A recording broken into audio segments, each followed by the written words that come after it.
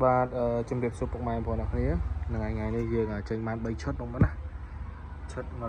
115ឈុត95ឈុត95ហ្នឹងហើយស្អាតដល់មកតម្លៃ95លេងសុំលេងមកស្អាតធូរថ្លៃមែនតើតម្លៃនេះបងប្អូនណាហ្នឹងហើយចេញយូរហើយឈុតនេះហើយសំឡេងធានាមិនណែនអស់បងប្អូនហ្នឹងហើយឈុត95អានេះយើងចេញបាន2ឈុតហ្នឹងហើយនេះបងប្អូនហើយមកជាងក្រៅឃើញបាន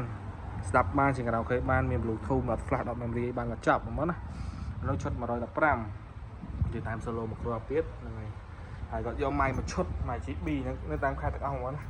អាហ្នឹងយើងរៀបចំហើយគឺចំនួន3នាក់ស្អែកអញខាងស្អែកយើងបោឈុត3ទឹកពួកប្រភេទភ្ញៀវកំងឡាញរ៉េហ្នឹងហើយឥឡូវស្អែកហ្នឹងយើងបោខាងស្អែកគាត់ទៅហើយបងប្អូនណា3ទឹកមួយឈុតទៀតដាក់ implement បងប្អូនណាតែថ្ងៃនេះយើងចេញឲ្យភ្ញៀវបាន3នាក់ឈុត95 2ឈុតឈុត115មួយឈុតហ្នឹងហើយបងតើការកម្មកអាទូចកម្មកអាធំក៏មានដែរហ្នឹងហើយ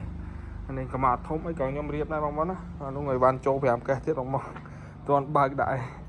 ចឹងយើងកន្លែងឲ្យបានឲ្យភ្ញៀវសិនដាក់ឲ្យទាន់សិនហ្នឹងហើយអរគុណច្រើនបងតើការកម្មកអីអាចតាក់ទងមកបានណាហ្នឹងហើយអរគុណច្រើន